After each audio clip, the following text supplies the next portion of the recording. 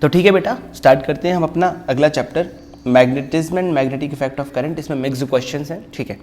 तो सबसे पहला क्वेश्चन हम लोग देखते हैं, deuteron is projected in uniform transverse magnetic field, ठीक है। ट्रांसवर्स का मतलब होता है परपेंडिकुलर, ठीक है। एक्सिलरेटिंग पोटेंशियल V, इसका एक्सिलरेटिंग पोटेंशियल कितना है V, magnetic force exerts on it is F। Alpha particle अगर प्रोजेक्ट किया जाता है सेम फील्ड में सेम वे और एक्सिलरेटिंग पोटेंशियल अगर 2V हो तो उसको मैग्नेटिक फोर्स कितना लगेगा, ठीक है। तो सबसे पहले ड्यूट्रॉन समझते हैं क्या होता है। हाइड्रोजन जो होता है ना, जो बेसिक हाइड्रोजन होता है उसमें वो कुछ ऐसा दिखता है जिसमें एक प्रोटॉन होता है और 0 न्यूट्रॉन होते हैं। जो ड्यूट्रॉन दिखता है आपको, ड्यूट्रॉन को हम 1h2 भी लिख सकते हैं या इसको 1d2 भी बोल सकते हैं, जिसमें एक प्रोटॉन और एक न्यूट्रॉन होता है। मतलब अगर इसका मास देखा जाए तो इसका मास हो जाएगा 2 AMU। हाइड्रोजन का मास होता है 1 AMU। इसका चार्ज अगर पूछा जाए तो चार्ज इसका कितना होता है 1 यूनिट या 1 E। तो इसका चार्ज तो 1 ही रहेगा, जितने प्रोटॉन उतना ही चार्ज, लेकिन इसमें इसका जो मास है वो डबल हो जाएगा। तो ड्यूट्रॉन का मास 2 है बेसिकली। अगर उसमें एक्सिलरेटिंग पोटेंशियल V लगाया, ठीक है, तो एक्सिलरेटिंग पोटेंशियल से क्या आती है, ड्यू टू एक्सिलरेटिंग पोटेंशियल उसको एक एनर्जी मिलेगी। और एनर्जी का जो फॉर्मूला होता है ना वो क्या होता है, उसका charge into potential, charge into potential, ये फॉर्मूला होता है एनर्जी का। ये किसका फॉर्मूला हो गया, एनर्जी का। देखो एनर्जी का जो फॉर्मूला होता है ना वो चार्ज इनटू जितना वोल्टेज डिफरेंस उसको मिला वही उसका क्या हो जाता है, एनर्जी का फॉर्मूला। मतलब उसको इतनी एनर्जी मिल चुकी है। मतलब मैं क्या बोल सकता हूँ यहाँ से मैं बोल सकता हूँ कि एनर्जी बराबर चार्ज कितना है इसका 1 E, इसको E लिख सकता हूँ, इनटू पोटेंशियल कितना है V, इतना उसको, यानी कि 1 इलेक्ट्रॉन वोल्ट ऐसा बोल सकते हैं अपन। क्या बोल सकते हैं, 1 इलेक्ट्रॉन वोल्ट। देख सकते हो ये एनर्जी की ही यूनिट है। तो 1 इलेक्ट्रॉन वोल्ट उसको क्या मिली, बेसिकली एनर्जी मिली। इस 1 इलेक्ट्रॉन वोल्ट एनर्जी के करस्पॉन्डिंग इस पर जो मैग्नेटिक फोर्स लग रहा है वो कितना है, F है। अच्छा, मैग्नेटिक फोर्स कितना लगता है, मैग्नेटिक फोर्स कैसे निकालते हैं, मैग्नेटिक फोर्स के लिए फॉर्मूला होता है फोर्स QV क्रॉस B। अब इसमें जो बोला जा रहा है वो ये है कि आपने मैग्नेटिक फील्ड को ट्रांसवर्स लगाया, इसका मतलब इन दोनों के बीच में एंगल 90 डिग्री होगा। ट्रांसवर्स का मतलब परपेंडिकुलर, वेलोसिटी के परपेंडिकुलर। इसका मतलब ये सीधा सीधा क्या हो जाएगा, QVB। और एंगल वेंगल की कोई बात भी नहीं करनी है, सिर्फ QVB पे ध्यान देना है और सबसे ज़्यादा ध्यान देना है इस वेलोसिटी पे। अब इस वेलोसिटी के बारे में ध्यान से सोचो कैसे कर सकते हैं। आपको यहाँ पे एनर्जी दी हुई है, एनर्जी का जो फॉर्मूला होता है वो होता है हाफ मास इनटू वेलोसिटी का स्क्वायर, दैट इज 1 EV। ये दिया हुआ है। अब अगर आपको मास पता है तो मास आप लिख सकते हो, तो यहाँ से V स्क्वायर कितना आ जाएगा 2 EV अपॉन मास कितना है 1 AMU। ये तो वेलोसिटी का वैल्यू कितना हो जाएगा 2 EV अपॉन 1 AMU का स्क्वायर रूट। देखो इसी तरह से लिखना है, इनकी वैल्यू सॉल्व नहीं करना क्योंकि आपको हमेशा बाद में रिलेशन निकालने हैं। रिलेशन निकालने हैं तो डिवाइड वगैरह करना पड़ेगा, तो फालतू वैल्यू निकालने की ज़रूरत नहीं है। अब हम क्या करेंगे, सेम काम किसके लिए करेंगे, अगर हमने अल्फा पार्टिकल को फेंका तो अल्फा पार्टिकल जो होता है ना बेटा वो 2α4 होता है। इसमें 2 प्रोटॉन होते हैं, 2 न्यूट्रॉन होते हैं और इसका जो मास होता है वो 4 AMU होता है। ये सबने पढ़ा होगा। तो अगर इसका मास 4 AMU होता है तो इसके लिए क्या लिख सकते हैं, एक्सेलरेटिंग पोटेंशियल आपने 2V अप्लाई किया तो बताओ इसको एनर्जी कितनी मिली। तो एनर्जी अल्फा पार्टिकल की जो हो जाएगी वो हो जाएगी, चार्ज कितना है 2E, क्योंकि जितना प्रोटॉन उतना ही electron, 2E charge into accelerating potential 2V। तो इतनी एनर्जी हो गई 4 इलेक्ट्रॉन वोल्ट। और यही एनर्जी किसके बराबर होनी चाहिए, हाफ mv स्क्वायर के। तो यहाँ से जो V स्क्वायर आएगा वो आएगा 8 EV अपॉन मास कितना होता है इसका 4 AMU। कितना मास होता है बेटा 4 AMU। अच्छा यहाँ पे मास इसका कितना आएगा, मास हमने 2 AMU लिखा है ना, 2 AMU, तो ये हो जाएगा 2 AMU, ठीक है। मास है 2 AMU किसका, ड्यूट्रॉन का। तो यहाँ पे 4 AMU मास हो गया। अगर आप यहाँ से V देखोगे तो आएगा √8 EV, मतलब कि कंप्लीट सॉल्व किया जाएगा 2 EV अपॉन AMU, ठीक है। ये वेलोसिटी आ गई। अब देखो आपने क्या किया, दोनों को सेम फील्ड में रखा है, तो सेम फील्ड में रखा होगा तो दोनों पर फोर्स कितना कितना लगेगा। तो मुझे F की वैल्यू दी हुई है, F की वैल्यू आ रही है 1 E इंटू वेलोसिटी है 2 EV अपॉन, ये तो 2 से 2 कट गया तो ये 1 हो गया 1 AMU इंटू B। और यहाँ पर F डैश आएगा अगर, तो F डैश का वैल्यू कितना लिखेंगे, इसका चार्ज है 2E इंटू वेलोसिटी कितनी हो गई 2 EV upon AMU into B। अब आपको F डैश का वैल्यू इसके टर्म्स में निकालना है। तो डेफिनेटली अगर आप देखोगे तो इसको डिवाइड कर दो। अगर आप इसको डिवाइड करोगे ना बेटा तो आराम से आपका जो आंसर है वो निकल के आ जाएगा। देखो मैं इसको यहाँ कर रहा हूँ, अगर आप एफ डैश बाय एफ निकालोगे तो उसका आपका वैल्यू जो है ई से ई कट जाएगा और यहाँ पे 2√2 बाहर निकल के आएगा। कितना निकल के आएगा? 2√2। और बाकी सारी चीज़ें जो है वो इससे कट जाएगी, जैसे वो बी से बी कट जाएगा, ई से ई कट जाएगा और बाकी इस तरफ सारी जगह 1 है और इस तरफ ईवी ए एम यू कट जाएगा, √2 सब कट जाएगा, तो यहाँ से √2 आ जाएगा, 2√2। तो एफ डैश का जो वैल्यू आएगा वो आएगा 2√2 टाइम्स एफ, यानी कि इतना फोर्स लगेगा किस पर? जो हम लोग अल्फा पार्टिकल को प्रोजेक्ट करेंगे। तो आंसर आएगा 2√2 एफ। ठीक है, समझ में आ गई बात? ठीक है, नेक्स्ट क्वेश्चन देखते हैं। Two identical long conducting wires AOB and COD are placed at right angle to each other with one above other such that O is their common point for two. The wires carry इतना current. Point P is lying at a distance D from O along a direction perpendicular to the plane containing the wires. Okay. अब अपने को निकालना है कि the magnetic field at point P will be. तो यहाँ पे आपको क्या दिया हुआ है? एक वायर ऐसी है जिसमें मान लो करंट इस तरफ फ्लो कर रहा है और एक वायर जो है वो ऐसी है।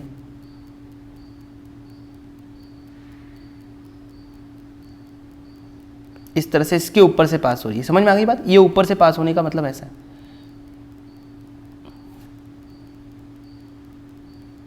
ठीक है, इसके ऊपर से एक चार्ज को एक वायर को पास कर रहा है जिसमें I2 करंट फ्लो कर रहा है।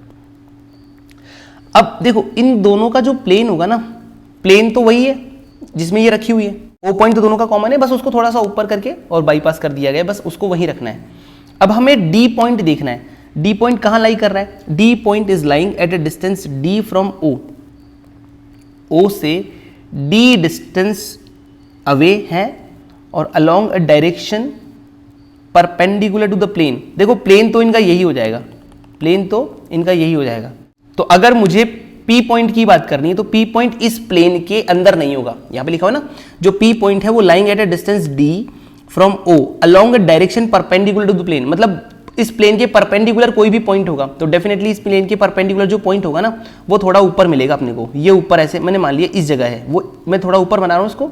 मतलब समझ लो कि अगर ये x डायरेक्शन है, ये y डायरेक्शन है, तो ये z डायरेक्शन है। ये कौन सी डायरेक्शन है? z। तो वो z के अलोंग है, मतलब यहां पर आपका d डिस्टेंस पे ये पॉइंट है ऊपर की तरफ, अपवर्ड। समझ में आ गई बात? इस तरह से x, y और z आपका हो जाएगा। अगर ऐसा हो गया तो हम क्या बोल सकते हैं? हम ये बोल सकते हैं कि d डिस्टेंस है तो दोनों के लिए सेम डिस्टेंस भी हो जाएगा, ये दोनों वायर्स के लिए। तो आपको z पॉइंट पर क्या निकालना है? Magnetic field. तो बहुत आसान सवाल है, बस आपको डायरेक्शन का थोड़ा ध्यान रखना है। अगर आप इस x वाले चार्ज की वजह से निकालो, x वाले वायर की वजह से निकालोगे z पॉइंट पर मैग्नेटिक फील्ड, तो आप ध्यान से देखो तो वायर की डायरेक्शन में आपको अंगूठा रख के और अब जब z के तरफ मैग्नेटिक फील्ड निकालोगे तो ये आपका जे कैप की तरफ आएगा, माइनस जे कैप की तरफ, मतलब बाहर की तरफ आएगा। किस तरफ आएगा? बाहर की तरफ। तो एक जो मैग्नेटिक फील्ड होगा वो तो आपको z पॉइंट पर कहाँ मिलेगा? जैसे मान लो z पॉइंट आपने यहाँ कंसीडर किया तो z पॉइंट पर मैग्नेटिक फील्ड एक की वजह से आ रहा है बाहर की तरफ और एक इसकी वजह से किधर आ रहा है? इसकी वजह से आ रहा है इस तरफ। ये बात समझ में आ रही है? दोनों की वजह से परपेंडिकुलर डायरेक्शन में आएगा। ठीक है, देखो ये वायर हुआ, ये वायर हुआ, पॉइंट आपका यहाँ लाई कर रहा है। तो अगर आप इसकी वजह से निकालोगे तो ये पॉइंट आएगा बाहर की तरफ और इसकी वजह से निकालोगे तो ये पॉइंट आएगा इस तरफ। ठीक है, इन दोनों के बीच में एंगल कितना है? 90 डिग्री। तो P पॉइंट पर, ये जो P पॉइंट है इस पर हमारे पास में दोनों की वजह से मैग्नेटिक फील्ड एक दूसरे के परपेंडिकुलर आना है और दोनों की वजह से मैग्नेटिक फील्ड मैं निकाल सकता हूँ। ये मैग्नेटिक फील्ड B1 हो जाएगा μ0I1/2πd और दूसरा हो जाएगा μ0I2/2πd। अब देखो डायरेक्शन किसी भी तरफ आए, माइनस आई कैप में आए, प्लस आई कैप में आए, माइनस जे कैप में आए, प्लस जे कैप में आए, पर परपेंडिकुलर आ रही है। तो सबसे बढ़िया चीज़ क्या है? उसको सॉल्व करने के लिए हम क्या कर सकते हैं बेटा? उसको सॉल्व करने के लिए हम दोनों को वेक्टर फॉर्म में कैसे ऐड करेंगे? अंडर रूट करके स्क्वायर। जब दो परपेंडिकुलर वेक्टर्स होते हैं तो उनका जो रिजल्टेंट होता है वो आएगा √B1² प्लस B2²। ठीक बात है? तो ऐसे सॉल्व कर सकते हैं और अगर ऐसे सॉल्व करेंगे तो हमारे पास में बी नेट का जो वैल्यू आएगा वो आएगा अंडर रूट में। देखो क्या क्या कॉमन आएगा? μ0/2πd, तो उसको बाहर ले लो। μ0/2πd कॉमन आएगा, अंदर आएगा I1² प्लस I2²। तो यही आपका आंसर आना चाहिए। तो पावर हाफ हो जाएगी, तो पावर हाफ कौन से वाले में है? सिर्फ इसी में ही। तो यही आपका आंसर है। ठीक है, ठीक है। नेक्स्ट क्वेश्चन करते हैं बेटा। इसमें लिखा हुआ है square loop ABCD carrying a current I is placed near and coplanar with a long straight conductor XY। ठीक है, carrying a current I, the net force on the loop will be. तो इस लूप पर कितना force लगेगा? अच्छा ठीक है, अब ध्यान से सुनो। अगर इस लूप में आपने करंट की डायरेक्शन ये मान ली, कुछ भी मान सकते हैं, करंट की डायरेक्शन आपने मान ली, ये मान लिया, तो उससे क्या होगा, अगर ये डायरेक्शन मान लेंगे तो ये दोनों जो हैं इनके बीच में डिस्टेंस आपको दी हुई है, तो होगा क्या, ये जो लॉन्ग वायर है ना बेटा, इस लॉन्ग वायर से पास में एक करंट फ्लो कर रहा है ऐसे, तो ये करंट आपको आई दिया हुआ है या कैपिटल आई दिया हुआ है, ठीक है, इसको कैपिटल आई लिख दो, और ये करंट आपको स्मॉल आई दिया हुआ है। फिर यहाँ पे और यहाँ पे ये दो चीज़ें दी हुई है, ये ऐसे हो गया,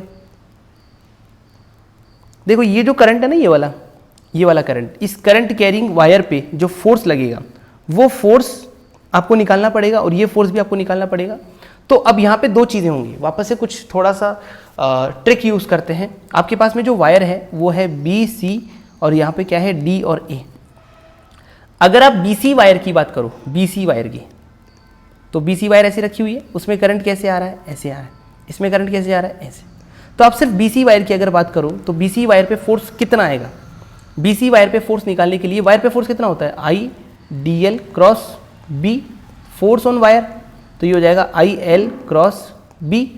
तो अगर आप इसको निकालोगे तो कितना आएगा, B का जो वैल्यू है, B का वैल्यू देखो, B का वैल्यू का मतलब क्या है, किस पर B चाहिए मुझे, इस वायर पे फोर्स निकालना है, इस वायर पे, तो इस पर मैग्नेटिक फील्ड किस डायरेक्शन में आएगा, इस वायर की वजह से मैग्नेटिक फील्ड इसमें नीचे की तरफ आएगा, डाउन मतलब इनवर्ट द प्लेन, क्योंकि मैग्नेटिक फील्ड आपको किसका चाहिए, मैग्नेटिक फील्ड चाहिए आपको बाहर के दूसरे सोर्सेज की वजह से जो मैग्नेटिक फील्ड हो रहा है वो, तो इसकी वजह से मैग्नेटिक फील्ड किधर आ रहा है, अंदर की तरफ, मैग्नेटिक फील्ड किधर आ रहा है, अंदर की तरफ, और आपको चाहिए यहाँ पे लेंथ वेक्टर, लेंथ वेक्टर आपका किधर हो गया, इधर, तो अगर लेंथ वेक्टर इधर हो गया तो आपको क्या करना है, L क्रॉस B, तो L हो गया आपका इस तरफ, ठीक है, और B हो गया आपका अंदर, तो इन दोनों का जब क्रॉस करोगे तो आपका जो वेक्टर निकल के आएगा वो इधर आएगा। कैसे, ये वाला वेक्टर है वो आपका माइनस आई कैप डायरेक्शन में है, किस डायरेक्शन में है, ये जो लेंथ वेक्टर है वो आपका इस तरफ है माइनस आई कैप में, और ये जो है वो आपका कौन सी डायरेक्शन में, माइनस के कैप में। जब आप दोनों को क्रॉस करोगे तो आपका आंसर आएगा माइनस जे कैप में।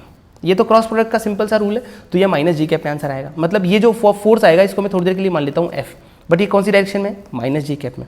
अब आप दूसरी वायर को देखो, एडी वायर को अगर देखोगे, मुझे क्या करना है, इस पूरी वायर की वजह से इस लूप पर कितना फोर्स लग रहा है ये निकालना है। तो हम पूरे लूप पर पूरे लूप पर एक साथ निकालने के बजाय हर एक वायर पर इंडिविजुअल फोर्स निकालूंगा और सबको ऐड कर दूंगा, तो भी हो जाएगा कम। तो एडी वायर पे फोर्स निकालना है, तो ये आपकी क्या होगी, स्ट्रेट लॉन्ग वायर, और यहाँ पर एडी वायर है, लेकिन उसमें जो डायरेक्शन ऑफ करंट है वो किस तरफ है बेटा, वो इस तरफ है। तो अगर इसमें करंट इधर जा रहा है तो आपको क्या करना है, ये आई की वजह से जब आप मैग्नेटिक फील्ड लिखोगे तो आई किधर है, आई ऊपर की तरफ है।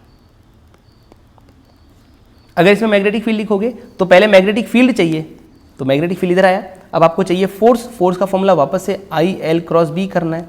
अभी आप देखो कि यहाँ पे L किस तरफ है, L इस तरफ है, और B किस तरफ है, अंदर की तरफ। जब आप दोनों को क्रॉस करोगे तो बेसिकली ये क्या बन जाएगा, आई कैप क्रॉस माइनस के कैप, जो कि हो जाएगा जे कैप। यानी कि अब आपका जो फोर्स इन दोनों का क्रॉस करने पर आएगा ना, L और B का क्रॉस करने पर, वो आएगा जे कैप की डायरेक्शन में। किस डायरेक्शन में आएगा, जे कैप, मतलब ऊपर की तरफ। और ये फोर्स भी उतना ही होगा जितना पहले वाला रहा था, क्योंकि दोनों लेंथ्स बराबर है। तो ये वैल्यू कितनी हो जाएगी आपकी, F में जे कैप, ये वैल्यू F जे कैप और ये वैल्यू F माइनस जे कैप, मतलब दोनों मिलके आपको पूरे लूप पर फोर्स निकाले ना। तो पूरे लूप पे फोर्स निकालने के लिए आप क्या करो, इस पर निकाल लो, इस पर निकाल लो, इस पर निकाल लो, इस पे निकाल लो। तो सब पे निकाल के अगर आप जोड़ दोगे B C A और D, अगर आप इस पर निकाल लोगे, जैसे मैं आप लिखूंगा कि force on loop equal to force on AD wire plus force on DC wire plus force on CB wire plus force on BA wire. यही तो होगा, सब पे मिलाकर जो फोर्स आएगा उसको वेक्टर फॉर्म में ऐड कर दो तो ही टोटल फोर्स है। तो इसका मतलब आप देखोगे कि फोर्स ऑन AD जो है ना वो कितना आ रहा है, F जे कैप, और फोर्स ऑन BC वायर कितना आ रहा है, F माइनस जे कैप। तो ये मिलके आपका सब्ट्रैक्ट हो जाएगा माइनस F जे कैप। तो ये दोनों तो आपका खत्म हो गया। अब बचा क्या, सिर्फ और सिर्फ FDC प्लस FBA, ये दोनों फोर्सेस बचे हुए हैं। अब इन दोनों फोर्सेस को सॉल्व करना है अलग अलग। तो उसके लिए आपको क्या यूज़ करना पड़ेगा, आपके पास में जो वायर है वो ये है,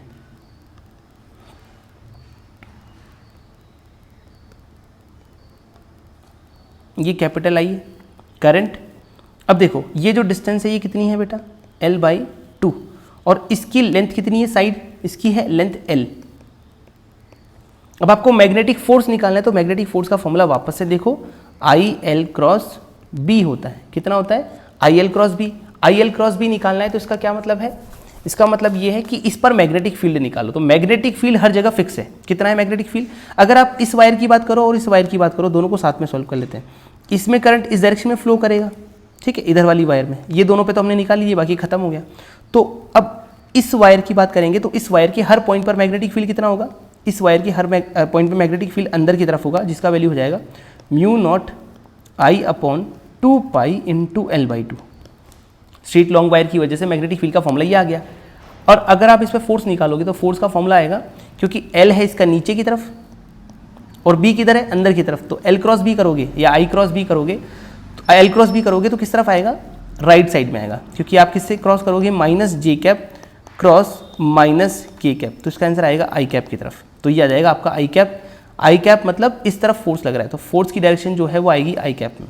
कितनी आएगी? I L cross B. I की वैल्यू कितनी है? आई, लेंथ की वैल्यू एल है, बी कितना है? म्यू नॉट आई अपॉन, ये सॉल्व करने पर आ जाएगा पाई और एल। ये आ जाएगा आपका फोर्स, जो कि किस डायरेक्शन में है? आई कैप में। आई कैप वाला फोर्स आ जाएगा। अब इसी तरह से अगर आप इस वायर की बात करो, इस वायर पे फोर्स निकालना है, तो इस वायर पे फोर्स किस डायरेक्शन में आएगा? तो इस वायर पे मैग्नेटिक फील्ड तो अभी भी अंदर है और इस पे लेंथ ऊपर की तरफ है, बी अंदर की तरफ है। तो ये हो जाएगा आपका लेंथ वेक्टर और ये बी वेक्टर अंदर की तरफ। क्रॉस करोगे तो फोर्स आएगा लेफ्ट साइड में। कैसे? ये है आपका जे कैप क्रॉस माइनस के कैप, तो ये आ जाएगा माइनस आई कैप। फोर्स निकालोगे इस पर, मैंने चारों पे अलग अलग फोर्स निकाला। पहले दो पर मिलाकर 0 आ गया, तीसरे पर इतना आ गया, ठीक है, ये वाला वैल्यू, और चौथे पर मैं निकाल रहा हूँ। तो ये कितना आएगा? ये आएगा म्यू, देखो आई एल क्रॉस बी ही फोर्स होता है ना, आई एल क्रॉस बी, बस डायरेक्शन आपकी लेफ्ट साइड में आ गई और कुछ नहीं है। तो mu naught I upon 2 pi. अब यहाँ पर आपको मैग्नेटिक फील्ड की वैल्यू डिफरेंट मिलेगी, क्योंकि ये डिस्टेंस आपकी 3l/2 है। कितनी डिस्टेंस ये? 3l/2। तो अगर ये 3l/2 है तो ये डिस्टेंस डिफरेंट होगी, 3l/2। ऐसे सॉल्व करेंगे और multiplied by length into I का वैल्यू इतना, और ये वैल्यू है आपका लेफ्ट साइड में। तो ये वैल्यू सॉल्व करने पर कितना आएगा? ये वैल्यू आएगा म्यू नॉट आई अपॉन 3 पाई और यहाँ से आई। ये फोर्स है आपका माइनस आई कैप में, और वो फोर्स जो आया था वो कितना आया था? म्यू नॉट आई अपॉन पाई और टाइम्स आई, ये था आपका आई कैप में। इन दोनों को अगर आप जोड़ दोगे तो आपको नेट फोर्स मिल जाएगा। तो ये सॉल्व करोगे तो mu naught I upon pi times I common आ जाएगा, और ये आई कैप भी बाहर आ जाएगा। अंदर क्या आएगा? 1 - 1/3। तो यानी कि आंसर आएगा 2/3 म्यू नॉट आई और अपॉन में पाई। तो 2/3 times mu naught I upon पाई। ठीक है, तो पहला ऑप्शन बिल्कुल सही है। तो आंसर आना चाहिए ये वाला। ठीक है, इतना फोर्स आएगा नेट फोर्स इस पूरे लूप पर। उसके बाद नेक्स्ट क्वेश्चन आपका है, conducting wire bent in the form of a parabola y² = 2x carries a current इतना, ठीक है, और the wire is placed in a uniform magnetic field 4k Tesla, 4k cap Tesla, मतलब वो बाहर की तरफ है। अगर आप x और y बना चुके हो तो z इस तरफ बनेगा, मतलब वो बाहर की तरफ है मैग्नेटिक फील्ड। आपको इस पर मैग्नेटिक फोर्स निकालना है। तो मैग्नेटिक फोर्स का फॉर्मूला बेसिकली क्या होता है? सिंपल, मैग्नेटिक फोर्स का फॉर्मूला अगर आप लिखो तो होता है आई एल क्रॉस बी। पर यहाँ पर क्या है बेटा, सबसे इंपॉर्टेंट चीज़ क्या है कि जो आपकी शेप है वायर की वो थोड़ी सी नॉन यूनिफॉर्म है, एक लॉन्ग नहीं है, स्ट्रेट नहीं है। तो यहाँ पर आप फोर्स इस तरह से लिखोगे, D F force equal to I D L cross B. इस तरह से आप मैग्नेटिक फोर्स लिखोगे। अच्छा, इस तरह से मैग्नेटिक फोर्स लिखने से क्या फ़ायदा होगा? उससे आप छोटे छोटे एलिमेंट्स पे फोर्स निकालोगे, उसको इंटीग्रेट करने का मौका मिले तो कर सकते हो। अब देखो, इसकी जो वायर है, इस वायर को अगर मैं देखूं तो ये कौन से प्लेन में? Wire is in X Y plane. कौन से प्लेन में? ये एक्स वाई प्लेन में। मतलब सबसे पहले वायर ये है, फिर वायर ये है, फिर वायर ये है, फिर वायर ये है, फिर वायर ये है। ऐसे करके देखोगे, ऐसे ऐसे करके, तो ये वायर की डायरेक्शन हो गई। जैसे एक सिंपल सी बात, यहाँ पे वायर की डायरेक्शन ये हो गई, ठीक है, तो ये एल हो गया, सिंपल छोटा सा एल। और बी की डायरेक्शन किस तरफ है? बाहर की तरफ। तो अगर आप इन सब पे निकालोगे तो फोर्स की डायरेक्शन क्या आएगी? देखो, ये छोटे से एलिमेंट पे अगर आप देखोगे तो एल इस तरफ है, ठीक है, और बी बाहर की तरफ है। अगर आप क्रॉस करोगे ना, क्रॉस करोगे तो क्रॉस आप बाहर की तरफ करोगे, और बाहर की तरफ अगर क्रॉस करोगे तो मैग्नेटिक फोर्स का जो फॉर्मूला आया, डायरेक्शन आएगा, वो इस तरफ आएगा। इस पे किधर आएगा, इधर आएगा, इस पे किधर आएगा, इधर आएगा, इस पे किधर आएगा, इधर आएगा, इस पे किधर आएगा, एकदम सीधा आएगा। समझ में आ गई बात। अब यहाँ पे क्या होता है बेटा, जब इस तरह से चीज़ें आती है ना, तो ये फोर्सेस ऐसे से आते हैं। अब आप फाइनली अगर जब निकालोगे ना, तो इन पे जो फोर्सेस आ रहे हैं उन सबका सारे कंपोनेंट्स ऐड नहीं होंगे। देखो इनके जो लेफ्ट साइड वाले कंपोनेंट है, लेफ्ट साइड वाले मतलब इस तरफ वाले कंपोनेंट, ये सारे तो ऐड हो जाएंगे, लेकिन जो अपर और डाउनवर्ड वाले जो कंपोनेंट है वो कैंसिल हो जाएंगे। तो इसका जो ऊपर वाला कंपोनेंट है और नीचे वाला कंपोनेंट है, ये पूरे वायर पे मिलके कैंसिल हो जाएगा। तो फाइनली इस तरह के सवालों को सॉल्व करने के लिए एक बहुत अच्छी चीज़ का यूज़ किया जाता है और वो कहलाती है वेक्टर लेंथ। वो एक रिजल्ट है, वो एक ट्रिक है जो आपको ध्यान रखनी है कि कभी भी अगर वायर आपका, अच्छा यूनिफॉर्म मैग्नेटिक फील्ड होना चाहिए उसके लिए ज़रूरी, तो किसी भी शेप में हो, किसी भी शेप में, मान लो ये शेप दी हुई है, तो इस तरह की शेप में मैग्नेटिक फील्ड में बहुत सारे कंपोनेंट्स कैंसिल आउट होते हैं। तो इस तरह की चीज़ों में आपको क्या करना है, पहले और लास्ट पॉइंट को मिलाकर उसकी लेंथ को वेक्टर लेंथ के फॉर्म में कन्वर्ट करना है। इसको इससे मिला दिया तो यहाँ से आपका एक वेक्टर लेंथ क्रिएट हो गया। इस वेक्टर लेंथ को हम लोग एल लिखेंगे। ये वेक्टर लेंथ जो आएगी उसको हम लोग यूज़ करेंगे, तो यहाँ से आ जाएगा आई एल क्रॉस बी। यही एल वेक्टर लेंथ हमें यूज़ करनी है। उससे हमें क्या मिल जाएगा, फोर्स वेक्टर। क्या मिल जाएगा, फोर्स वेक्टर। तो फोर्स का जो फॉर्मूला यहाँ से आएगा वो कितना आएगा, यहाँ पे करंट कितना फ्लो कर रहा है, आई बराबर 2 एम्पियर, तो यहाँ लिखेंगे आई लेंथ वेक्टर। अब ध्यान से सुनो, आपका पहला और लास्ट पॉइंट कौन सा है, ए पॉइंट है पहला और लास्ट पॉइंट है ये दूसरा। इन दोनों को मिला दो तो ये नीचे की तरफ आएगा और ये नीचे की तरफ आएगा, तो एल वेक्टर कितना हो गया आपका, ये वैल्यू हो जाएगा टोटल कितना हाइट है ये। अब देखो हाइट निकालने के लिए भी बहुत चालू बनाया है इसने। कैसे निकाल सकते हैं हाइट, आपको पता है कि वाई स्क्वायर बराबर 2x है ये, तो वाई स्क्वायर बराबर 2x है, तो x की वैल्यू दी हुई है 2, तो x की वैल्यू अगर 2 दोगे तो ये y की वैल्यू भी 2 आएगी। ये 2,2 है बेसिकली। x की वैल्यू 2 रखने पर वाई स्क्वायर बराबर 2 × 2, तो y बराबर आ जाएगा 2। ऊपर वाला 2 है तो नीचे वाला -2 हो जाएगा। दोनों के बीच में डिस्टेंस अभी भी 4 है, तो लेंथ आपकी 4 हो गई। तो लेंथ हो गई 4 × b का वैल्यू है 4, तो आंसर कितना आएगा 16। लेकिन ये ध्यान से सुनो, आपकी जो करंट की डायरेक्शन है वो इस तरह से है, इस तरह से, इस तरह से, इस तरह से, इस तरह से, इधर की तरफ। तो वो जो आपका जो यहाँ से वेक्टर बनेगा ना वो ऐसा बनेगा नीचे, क्योंकि इधर से इधर मिलाते हुए ऐसे बनेगा। तो इस केस में आपका जो मैग्नीट्यूड आएगा फोर्स का 16I आएगा, 16I आई का मतलब करंट। अभी करंट की वैल्यू मैंने पुट नहीं करी है, तो आई का वैल्यू कितना है 2 एम्पियर, तो पुट कर दो कितना आएगा 32। तो आंसर तो 32 आना चाहिए। कितना आना चाहिए 32, लेकिन किस डायरेक्शन में आएगा वो निकालना है। तो आप देखोगे कि आपका लेंथ वेक्टर है नीचे की तरफ, लेंथ वेक्टर है नीचे की तरफ और के जो बी वेक्टर है वो बाहर की तरफ है। तो यहाँ पर क्रॉस किस किस का होगा, यहाँ पर होगा -j क्रॉस k। ठीक है, तो ये हो जाएगा -i। तो आंसर आएगा -i, यानी कि -32i। ये आपका आंसर होगा फाइनल। एक क्वेश्चन मैं आपको होमवर्क में दे रहा हूँ इस तरह के सवालों में। ये सवाल है आपका, ये एक आपका आर्क है जो कि इस तरह से 90 डिग्री फॉर्म कर रहा है। मैग्नेटिक फील्ड है इनसाइड यूनिफॉर्म, इसमें आई करंट फ्लो कर रहा है, इसकी रेडियस r है। आपको इस पे लगने वाला फोर्स बताना है। Find magnetic force on. तो ठीक है बेटा, नेक्स्ट क्वेश्चन देखते हैं हम। जो नेक्स्ट क्वेश्चन हमें दिया हुआ है बहुत इजी है। 2 लॉन्ग पैरेलल वायर्स हैं जिनके बीच में डिस्टेंस है 2d और उनमें सेम करंट फ्लो कर रहा है। तो ये और ये उसमें करंट बाहर की तरफ फ्लो कर रहा है। अब आपको बताना है कि यहाँ पर मैग्नेटिक फील्ड जो है ना वो किस किस तरफ क्या क्या होगा, ये आपको ग्राफ के थ्रू बताना है। अब देखो ग्राफ में आपको दिख रहा होगा कुछ चीज़ें ऊपर बनी हुई है एक्सिस की और कुछ चीज़ें नीचे बनी हुई हैं। जैसे ध्यान से सुनना, इसमें आपको चीज़ ऊपर दिख रही है, इसमें नीचे दिख रही है, इसका मतलब वो डायरेक्शन को शो कर रहा है। अगर आपका मैग्नेटिक फील्ड ऊपर की तरफ आए तो उसको ऊपर बनाना है और नीचे की तरफ आए तो नीचे बनाना है, यही शो कर रहा है ये। अब आप ध्यान से देखो, अगर आप इस मैग्नेटिक फील्ड की वजह से देखो, इस मैग्नेटिक फील्ड की वजह से एक सिंपल सी चीज़ बता देता हूँ मैं आपको। अगर ये मैग्नेटिक फील्ड बाहर करंट कैरिंग वायर में करंट बाहर की तरफ फ्लो कर रहा है, तो इस तरफ जो इधर वाले पॉइंट्स होंगे इनमें मैग्नेटिक फील्ड आएगा ऊपर की तरफ और इधर वाले पॉइंट पर मैग्नेटिक फील्ड आएगा नीचे की तरफ। इतना सबको पता है बिल्कुल आराम से। अब आपको दोनों की वजह से निकाल के देखना है। दोनों की वजह से कैसे निकाला जाएगा बेटा, ध्यान से सुनो। ये वाला जो करंट है, अब अपने को क्या करना है, यहाँ पे 4 ऑप्शन सॉल्व नहीं करना, अपने को कैलकुलेट नहीं करना, अपने को सिर्फ और सिर्फ एलिमिनेट करने हैं ऑप्शन। जो गलत होंगे वो एलिमिनेट कर दो।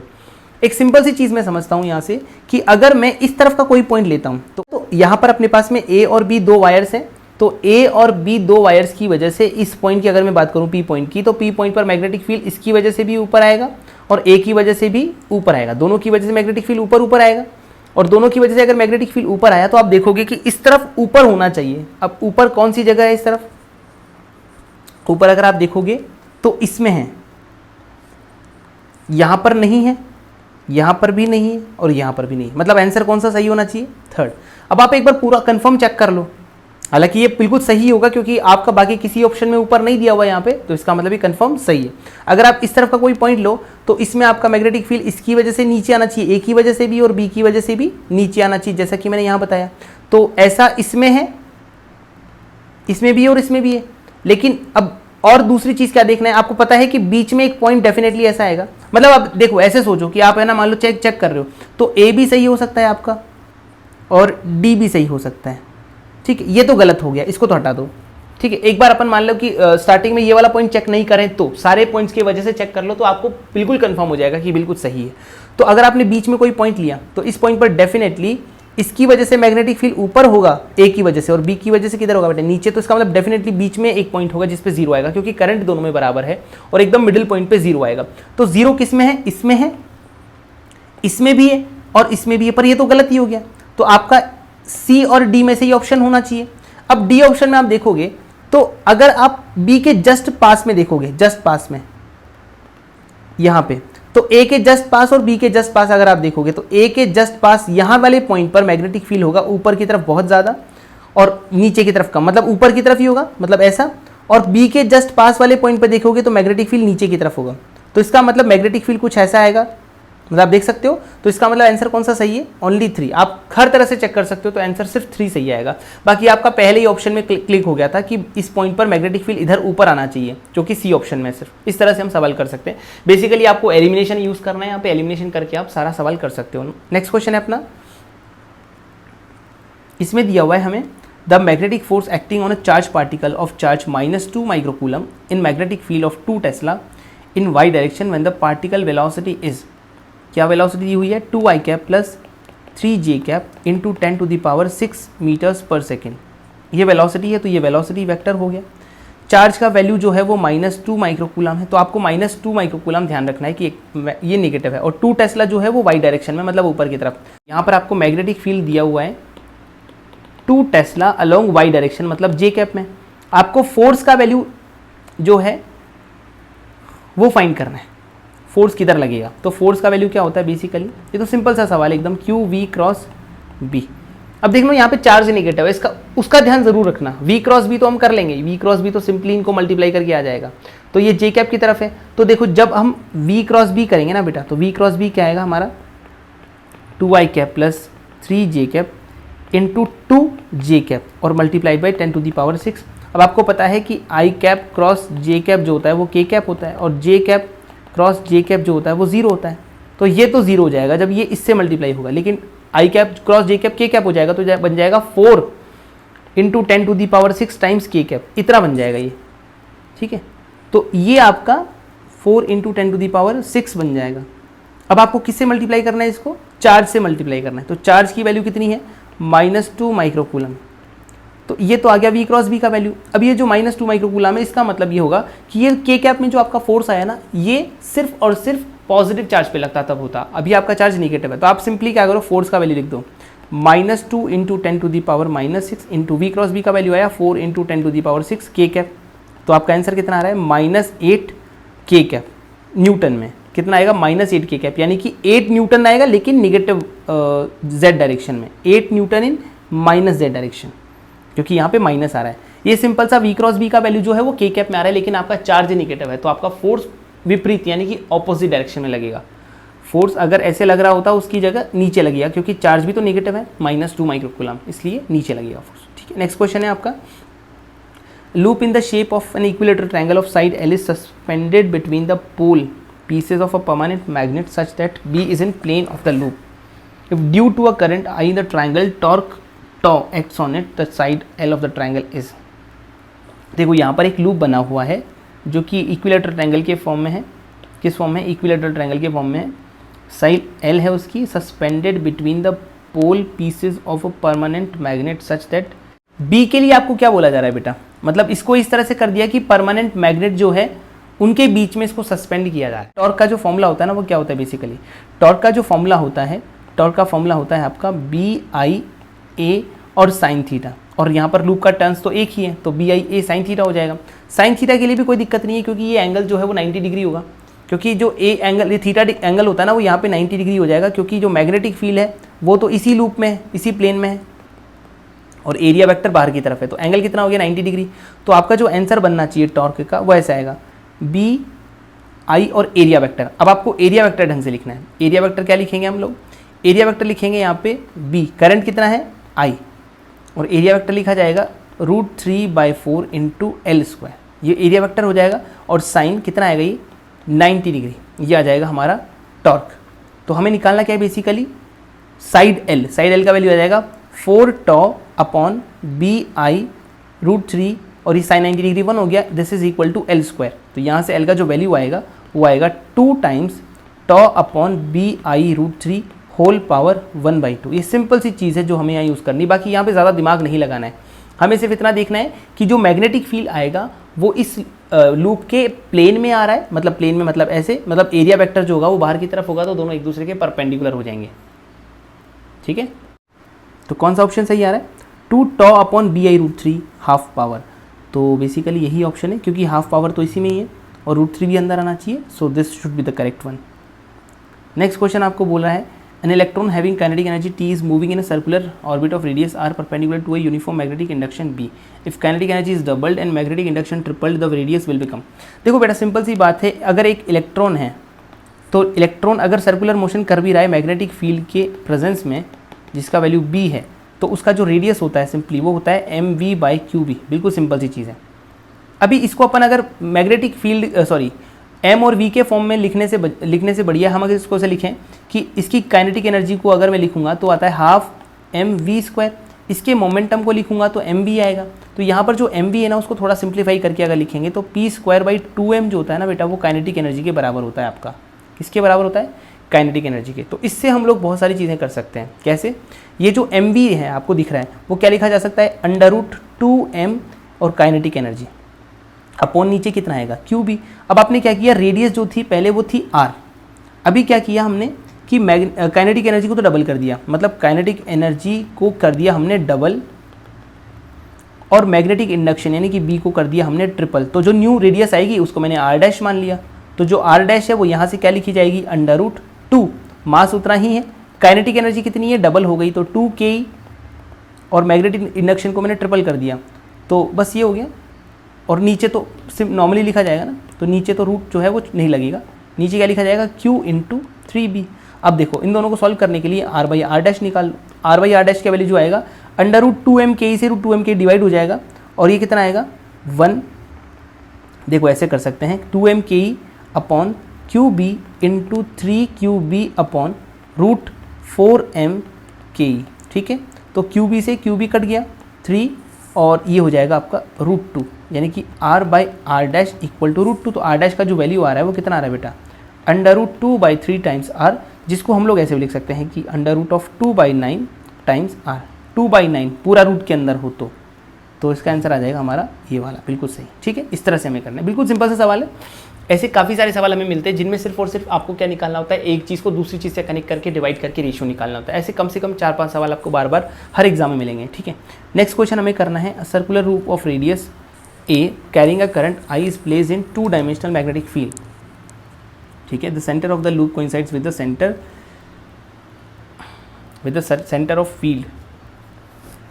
ठीक है, अब लिखा हुआ है the strength of the magnetic field at the periphery of the loop is B, find the magnetic force on the wire।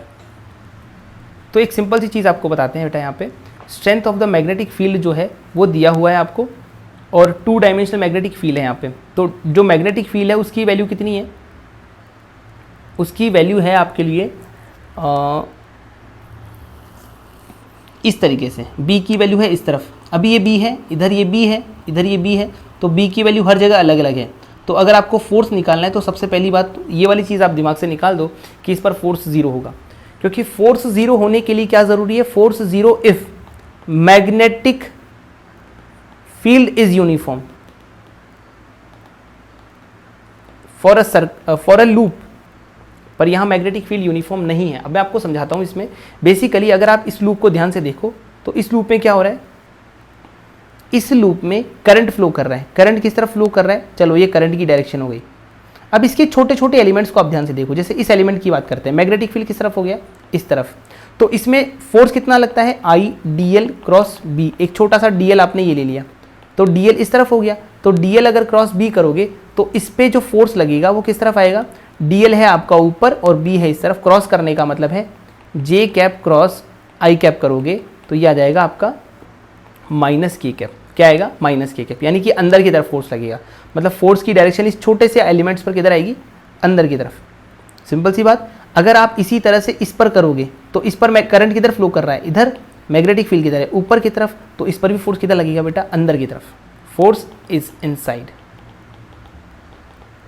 ऐसे ही अगर आप इस पे करोगे छोटे से एलिमेंट पे, तो इस पर आई इधर है यानी कि एल इधर और बी इस तरफ है, तो इसका मतलब इस पे भी फोर्स किधर आएगा, अंदर की तरफ। मतलब ये अंदर हो गया। इस पर अगर आप देखोगे तो करंट इधर, बी इधर है, तो इस पर भी फोर्स किधर आएगा, किधर आएगा बेटा, एल क्रॉस बी। ये आएगा आपका अंदर की तरफ। हर जगह देखोगे तो फोर्स आएगा अंदर की तरफ, हर जगह फोर्स अंदर की तरफ, हर जगह फोर्स अंदर की तरफ, हर जगह फोर्स अंदर की तरफ। और हर जगह फोर्स अंदर की तरफ आएगा तो हम क्या बोल सकते हैं कि हर एक फोर्स ऐड हो जाएगा। सिंपली हर एक फोर्स ऐड हो जाएगा। तो आप सिंपल सा एक काम करो कि यहाँ पर एक डीएल लेंथ ले लो, डीएल लेंथ, और फोर्स सब सेम डायरेक्शन में है, सेम डायरेक्शन में। तो फिर आपको सबको ऐड करना है तो सिंपली ऐड हो जाएगा ना, हर छोटे छोटे फोर्स को ऐड कर देना। तो इस डीएल लेंथ की अगर हम बात करें तो डीएल लेंथ पे कितना फोर्स लगेगा, तो फोर्स जो लगेगा उसको डीएफ लिख सकते हैं। डीएफ का वैल्यू कितना आएगा, आई डीएल क्रॉस बी, ऐसे लिख सकते हैं। और ये जो डीएल है इसको क्रॉस बी से करने पर हमें क्या मिलेगा आंसर, यहाँ से हमारा जो डीएफ आएगा डेफिनेटली इसकी डायरेक्शन आएगी माइनस के कैप में। किस डायरेक्शन में आएगा ये, माइनस के कैप में। और वैल्यू कितना होगा उसका, आई। वैल्यू में एकदम सिंपल है, डीएल और बी एक दूसरे से 90 डिग्री पर है, तो यहाँ पर साइन थीटा जो निकल के आएगा वो तो 1 हो जाएगा क्योंकि थीटा 90 डिग्री है। तो ये हो जाएगा आई डी एल और B, simple I D L B, यानी कि ये डी एफ हो गया। और ऐसे सारे डी एफ को अगर आपको जोड़ना है तो सिंपली हमें क्या करना है, सबको जोड़ना है तो इसको इंटीग्रेट करना पड़ेगा। इंटीग्रेट कर दो चाहे सबको जोड़ दो, सिंपली जोड़ दो, क्योंकि सब सेम डायरेक्शन में और सेम वैल्यू वाले हैं। तो अगर सबको जोड़ोगे तो नेट फोर्स आ जाएगा, और नेट फोर्स आने के लिए आई और बी तो कांस्टेंट है, और डीएल को इंटीग्रेट कर दो तो डीएल के लिए आपको छोटी छोटी सारी लेंथ को जोड़ना पड़ेगा। और छोटी छोटी सारी लेंथ को जोड़ोगे तो यहाँ से आपको टोटल लेंथ मिल जाएगी, तो उसकी वैल्यू हो जाएगी आई बी। टोटल लेंथ कितनी है, टोटल लेंथ है, पूरी लेंथ इज 2 पाई और radius of this is R. तो I B into 2 pi R should be the answer of this question. और आर की जगह रेडियस यहाँ ए दी हुई है तो आपका आंसर आ जाएगा force net equal to I B 2 pi A. This is force net, और ये आ जाएगा न्यूटन में। किस में आ जाएगा, न्यूटन में। बात समझ में आ गई, ठीक है। नेक्स्ट क्वेश्चन आपको दिया हुआ है बेटा, a coaxial cable consist of a inner solid conductor and an outer hollow conductor. The two conductors carry equal current in opposite direction. ठीक है, ओके। तो यहाँ पे कोएक्सियल केबल्स हैं, okay, inner solid conductor and outer hollow conductor, ठीक है, okay. B1 is the magnetic induction, magnetic field in the space between the conductors, and B2 is outside. तो यहाँ पे carry equal current in opposite direction. अब देखो यहाँ पे आपको क्या ध्यान रखना है कि मुझे B1 की बात करनी है, तो B1 कैसे निकाला जाएगा। B1 निकालने का बहुत आसान तरीका, B1 का मतलब यहाँ पर कोएक्सियल केबल है, इसका मतलब इसमें तो आपको करंट फ्लो करवाना है। मान लो इसमें करंट बाहर की तरफ फ्लो कर रहा है, तो जो बाहर वाला ना उसमें करंट आपने अंदर की तरफ मान लिया। तो अगर आपको B1 निकालना है तो B1 निकालने के लिए क्या करोगे, यहाँ पर आप एम्पियर्स लूप का यूज़ करोगे। किसका यूज़ करोगे, एम्पियर लूप का। और एम्पियर लूप आराम से आप बना सकते हो। अगर आपको मैग्नेटिक फील्ड की ज़रूरत पड़ती है इस तरह से कोई भी सवालों में, तो आप क्या बनाते हो, सबसे पहले एम्पियर लूप। देखो सबसे पहले हमने क्या किया, यहाँ पे किस तरफ करंट फ्लो कर रहा है, मान लो ये करंट जो है वो अंदर की तरफ है या बाहर की तरफ, किधर भी मान लो ये करंट ही बाहर की तरफ है, बाहर की तरफ आ रहा है, ये करंट बाहर की तरफ आ रहा है। अगर ये करंट बाहर की तरफ आ रहा है तो आपको ये पता है कि एक केबल है जो कि फुल मतलब सॉलिड है, तो इसकी वजह से B1 जो होगा, B1 मतलब इस पॉइंट पर, P पॉइंट पर मैग्नेटिक फील्ड होगा कि नहीं होगा। तो उसके लिए क्या करते हैं हम लोग, ये P पॉइंट जो है ना, इस पर एक एम्पियर लूप बना देते हैं। क्या बना देते हैं, एम्पियर लूप। इस एम्पियर लूप से क्या निकाल सकते हैं, एम्पियर लूप से हम निकाल सकते हैं cyclic integral of B dot DL equals to mu naught I enclosed. अब जब हम ये आई का इनक्लोज लिखते हैं ना, तो आई इनक्लोज में जो करंट लिखते हैं वो सिर्फ और सिर्फ ये आपका क्या बना हुआ है, एम्पियर लूप है। ये बेसिकली एम्पियर लूप है।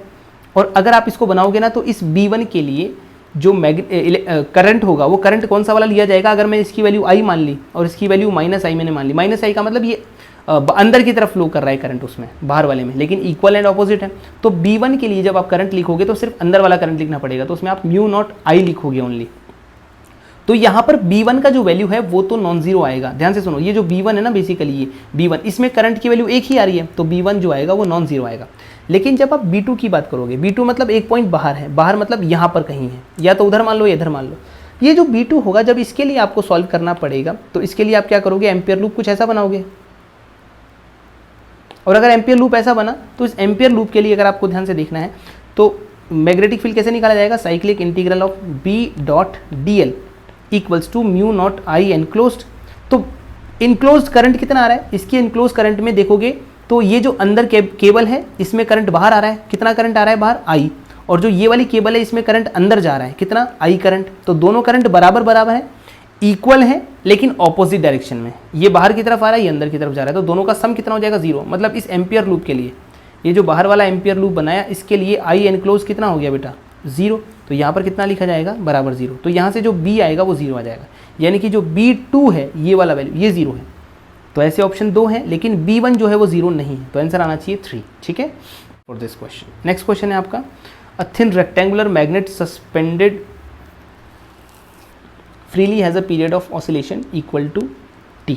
Now it is broken into two equal halves, each having half of the original length, and one piece is made to oscillate freely in the same field if its oscillation is this. तो आपको एक simple सी चीज़ ध्यान रखनी है। पहली बात तो thin magnet है रेक्टेंगुलर, तो थिन मैग्नेट का मतलब यहाँ पर इसको एज अ रॉड कंसिडर करना है। रॉड मैग्नेट, कैसी मैग्नेट है ये, रॉड मैग्नेट। पहले मान लो इसकी लेंथ L रही हो, इसका मास मान लो कि मास को हमने थोड़ी देर के लिए मान लिया कि स्मॉल m रहा हो, ठीक है। तो आपको ये पता है कि टाइम पीरियड का फॉर्मूला मैग्नेटिक फील्ड में कितना होता है, 2π√I/mb। आई क्या होता है, मोमेंट ऑफ इनर्शिया, और ये जो m होता है ये होता है magnetic moment, magnetic dipole moment. अब अगर आप मैग्नेटिक डाइपोल मोमेंट की बात करो, तो मैग्नेटिक डाइपोल मोमेंट जो है बिल्कुल सिंपल सी चीज़ है। मैग्नेटिक डाइपोल मोमेंट डिपेंड करता है किस पर, लेंथ पर। अगर आप m1 की बात करो, m1 मतलब इनिशियली जो मैग्नेटिक मोमेंट था वो अगर m था, तो जो m2 होगा ना बेटा वो आधा हो जाएगा। क्यों आधा हो जाएगा, क्योंकि आपने लेंथ आधी कर दी। क्योंकि इसका फॉर्मूला होता है चार्ज इंटू 2a, मतलब charge into distance. Magnetic moment या डाइपोल मोमेंट कोई भी होता है ना, उसका डिस्टेंस इंटू चार्ज फॉर्मूला होता है। तो यहाँ पर आप मल्टीप्लाई करोगे, डिस्टेंस आपकी आधी हो गई है, लेंथ आधी हो गई, तो मैग्नेटिक मोमेंट भी जो है वो आधा हो जाएगा। तो मैग्नेटिक मोमेंट अगर आधा हो जाएगा तो m2 की वैल्यू आएगी m/2। लेकिन अब आपको और चीज़ क्या समझनी है कि यहाँ पर जो I है, I1 को अगर आप लिखोगे तो I1 क्या हो जाएगा, मास इंटू L²/12, क्योंकि किसके अबाउट ये रोटेट करेगा, इसके अबाउट। तो यहाँ से आपका I1 इतना आ जाएगा। लेकिन I2 का वैल्यू कितना आएगा, मास कितना हो गया बेटा, m/2, और L का स्क्वायर मतलब लेंथ का स्क्वायर होगा L/2 का स्क्वायर अपॉन 12, ये हो जाएगा। तो ये जो न्यू वैल्यू आ रहा है वो ml² और ये आ रहा है 96, ये I2 है। तो अगर मैं t की बात करूं तो t कितना आ रहा है अपना, 2π√ml²/12, और m की वैल्यू जो है, जो भी m है वो b ऐसे रह जाएगी। अगर अपन t डैश की बात करें तो t डैश की बात अगर अपन करें तो आएगा ये 2π√ml²/96 इंटू जो मैग्नेटिक मोमेंट है वो कितना है, m/2। तो ये m/2 और b उतना ही है, कुछ भी चेंज नहीं हुआ। तो यहाँ से अगर आप ध्यान से देखो तो इसकी वैल्यू कितनी आएगी, कट पिट के ये क्या बनेगा, देखो यहाँ से ये बन गया आपका 48, और अगर आप डिवाइड करोगे तो t/t डैश का वैल्यू आएगा ml²/mb, तो कट जाएगा, उधर से आएगा 1/√12 और इधर से आएगा √48। तो ये सॉल्व हो के आएगा 2, यानी कि t डैश जो है वो t/2 हो जाएगा। कितना हो जाएगा, t/2। तो हमारा आंसर आएगा t/2। तो t'/t का वैल्यू आएगा हाफ, यानी कि हमारा आंसर आएगा इसमें half. This is the answer, ठीक है। तो इसको सॉल्व करते टाइम आपको मास का भी ध्यान रखना है, आपको मैग्नेटिक मोमेंट का भी ध्यान रखना है, और मोमेंट ऑफ इनर्शिया का भी ध्यान रखना है। ये सब चीज़ों का ध्यान रखोगे तभी जाके सवाल सही होगा। बहुत ज़्यादा चांसेस है कि इन तीनों में से कोई आंसर मिले, क्योंकि एक बार भी अगर आपने 2 का मल्टीप्लिकेशन कम ज़्यादा कर दिया, √2 का भी फर्क पड़ सकता है, 2 का भी फर्क पड़ सकता है, इसलिए आपको ध्यान रखना है कि 1/2 इज द करेक्ट। ठीक है बेटा, तो नेक्स्ट क्वेश्चन देखते हैं। हमारे पास में magnetic field existing in a region is given by इतना, square loop of edges L carrying current is placed in X Y axis parallel to. अब देखो ये कभी पैरेलल टू दे दिया जाता है ना आपको एक्स वाई एक्सिस के पैरेलल, तो मुझे लगता है कि ज़्यादा बेटर तरीका वो होगा जब आपको कुछ भी नहीं दिया ना, तो आप उसको ऐसे मान लो कि जो आपका लूप है वो ऐसे ही बना हुआ है। उसका मैं रीज़न बताता हूँ अभी, क्योंकि आपको कुछ दिया ही नहीं है। दिया नहीं है तो आप ऐसा भी मान सकते हो कि यहाँ मान लिया, उससे क्या होगा कि आपका जो इनिशियली इस वायर पे देखोगे तो मैग्नेटिक फील्ड एक्स के हिसाब से आएगा, ये एक्स डिस्टेंस आपको माननी पड़ेगी और फिर ये एक्स प्लस एल हो जाएगी।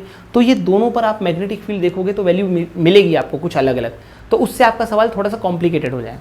तो बस वही बात है कि आपको कॉम्प्लिकेटेड नहीं बनाना है, तो आप सबसे बढ़िया मान लो कि एक एज तो कम से कम एक्सिस में मान लो।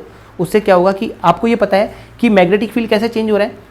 अगर आप एक्स डायरेक्शन में जा रहे हो, आगे आगे बढ़ते जा रहे हो, आगे आगे बढ़ते जा रहे हो, ये एक्स हो गया, ये वाई हो गया, ये जेड हो गया, तो यहाँ पर देखोगे तो मैग्नेटिक फील्ड बाहर की तरफ है, लेकिन हर जगह अलग अलग है।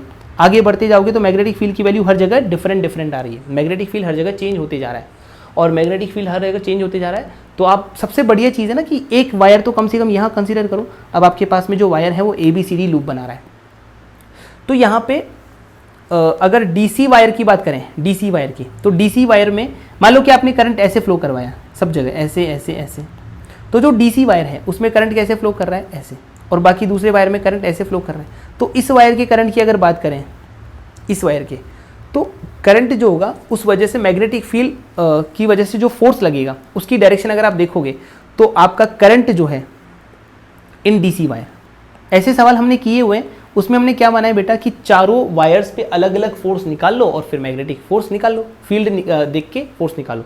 तो DC वायर पे, DC वायर इस तरफ है तो लेंथ वेक्टर इस तरफ हो गया, और मैग्नेटिक फील्ड आपका K कैप की तरफ है, मतलब कि ये हो गया I कैप और वो हो गया मैग्नेटिक फील्ड जो है वो K कैप की तरफ हो गया। तो अगर आप क्रॉस करोगे तो I क्रॉस के कितना आएगा, I क्रॉस के आएगा आपका -J, यानी कि ये आएगा फोर्स आपका नीचे की तरफ। सेम अगर आप AB वायर में देखोगे तो AB वायर में क्या हो रहा है, AB वायर में करंट इस तरफ फ्लो कर रहा है, तो लेंथ आपकी हो गई ये वाली, ये लेंथ हो गई, और मैग्नेटिक फील्ड किस तरफ हो गया बेटा, मैग्नेटिक फील्ड हो गया आपका बाहर की तरफ, ये बाहर की तरफ हो गया, मतलब K कैप। तो अगर आप देखोगे तो ये आएगा -I cap cross K cap, तो कितना आएगा ये आ जाएगा J कैप, यानी कि फोर्स ऊपर की तरफ लग रहा है। अगर आप इन दोनों को ध्यान से देखो तो एक पर फोर्स लग रहा है नीचे की तरफ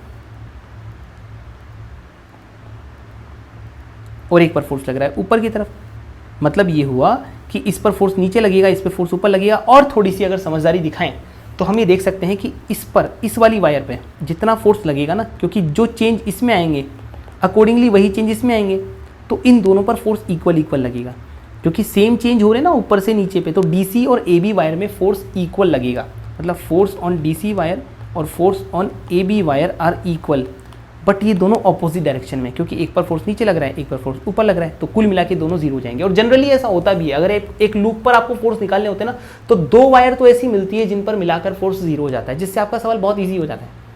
तो इन दोनों पर मिला के जीरो हो गया। नेट फोर्स निकालना है, तो नेट फोर्स में आप क्या लिखोगे, FAB plus FBC plus FCA CD plus FDA, ऐसे तो लिखोगे। तो आप देखोगे कि DC और AB पर मिलाकर तो जीरो है, इन दोनों पर मिलाकर क्या हो गया, फोर्स जीरो, खत्म। अब आपको सिर्फ BC और DA पर देखना है, BC और DA। एक बार दोबारा से डायग्राम बना लेते हैं। यहाँ पर आपकी जो वायर है उसमें ये ऐसा बना हुआ है, ठीक है, तो A और DCB, यानी कि ऐसा बना हुआ है A D C और B। अगर आपको इस पर फोर्स निकालना है तो सबसे पहले इस वाली वायर पे देखेंगे, इस वाली वायर के हर पॉइंट पर, क्योंकि ये x बराबर 0 पर प्रेजेंट है, इस पॉइंट, इस वाली वायर के हर पॉइंट पर x का वैल्यू क्या है, x कोऑर्डिनेट 0 है, x कोऑर्डिनेट क्या है, 0 है। तो जो b का वैल्यू होगा, b का वैल्यू वो कितना हो जाएगा, b का वैल्यू बेसिकली है B0 1 plus x/L K cap में। तो आप देख सकते हो कि अगर x कोऑर्डिनेट 0 है तो x को 0 रख दो, तो b का वैल्यू कितना आ जाएगा, B0 K कैप। मतलब इस वाली पूरी वायर पर b का वैल्यू B0 K कैप बाहर की तरफ, और इस वाली पूरी वायर पर b का जो वैल्यू है वो कितना आएगा। अब देखो यहाँ पर करंट हमने ऐसे फ्लो करवाया, तो इस पर करंट ऐसे फ्लो करेगा, इस पर करंट ऐसे फ्लो करेगा, तो इस पर जो वैल्यू है वो भी फिक्स आ गई, क्योंकि हर जगह वैल्यू फिक्स है। कितनी है, इस पर अपन लिख सकते हैं कि b की जो वैल्यू है वो है B0 1 प्लस x की वैल्यू है L, तो L/L K कैप, यानी कि आ जाएगा 2B0 K कैप। तो यानी कि हमारे पास में एक वायर है, इसमें जो मैग्नेटिक फील्ड है, अगर मैं सही से बनाऊँ तो मैग्नेटिक फील्ड इसमें बाहर की तरफ है, ऐसा, ये वाला मैग्नेटिक फील्ड है ऐसा, और इसकी वैल्यू आपको दी हुई है, कितनी दी हुई है, बी की वैल्यू पी नॉट। और यहाँ पे अगर मैं बनाऊँ, इसमें करंट किधर जा रहा है, इसमें करंट ऊपर जा रहा है, इसमें करंट नीचे आ रहा है, इसमें मैग्नेटिक फील्ड की वैल्यू है बाहर की तरफ ही, लेकिन उसकी वैल्यू है 2 बी नॉट। बस अब आपका काम हो गया। बी नॉट की वजह से इस पर कितना फोर्स लगेगा, आई एल बी, कितना आएगा ये, आई करंट, लेंथ कितनी हो गई एल, और बी नॉट। ये फोर्स किस तरफ आएगा बेटा, ये फोर्स आएगा आपका, लेंथ आपके ऊपर की तरफ है, बी आपका बाहर की तरफ है, तो एल क्रॉस बी करोगे अगर, तो इसका वैल्यू आएगा राइट साइड में। किस तरफ आएगा, राइट साइड में, मतलब आई कैप। और अगर आप यहाँ से करोगे तो एल है आपका नीचे की तरफ और बी है आपका बाहर की तरफ, तो इसका जो फोर्स आएगा वो लेफ्ट की तरफ आएगा। तो कितना हो जाएगा ये, 2 आई एल बी नॉट। तो टोटल फोर्स जो आपका यहाँ से आएगा, एक फोर्स तो है आई एल बी नॉट और एक है 2 आई एल बी नॉट, दोनों ऑपोजिट डायरेक्शन में, तो वैल्यू आएगी आपकी finally I L B naught. ये फाइनल वैल्यू आएगी एफ नेट। ऊपर दोनों तो जीरो हो ही चुके थे, लेफ्ट और राइट वाले, तो यहाँ से आपका वैल्यू निकल के आएगा आई एल बी नॉट। तो ये सवाल थोड़ा अच्छा है, तो यहाँ से आंसर आएगा आपका I L B naught. This is the answer and this will be in negative direction, इतना फोर्स लगेगा। अगला सवाल है आपका 15 नंबर, जिसमें आपको दिया हुआ है a particle of mass m and positive charge q moving with uniform velocity enters a magnetic field as shown in figure, find the radius of the circular arc. ठीक है, okay, find the angle subtended by the arc at the centre, how long does the particle stay inside the magnetic field, solve the 3 parts of the problem with the charge q on the particle is negative. बेटा बहुत simple और standard question है। अगर आप ध्यान से देखो तो यहाँ पे क्या होगा, ये एंटर कैसे करेगा, तो इसको सबसे पहले बना लेते हैं अपन ढंग से। ये आपका चार्ज है, इनिशियली ये चार्ज इस तरह से आ रहा है कि ये आपका क्या है, थीटा पे, तो एंटर कैसे करवाया आपने इसको, इस तरह से थीटा पर एंटर करवाया। ठीक है, तो ये एंगल आपका है थीटा।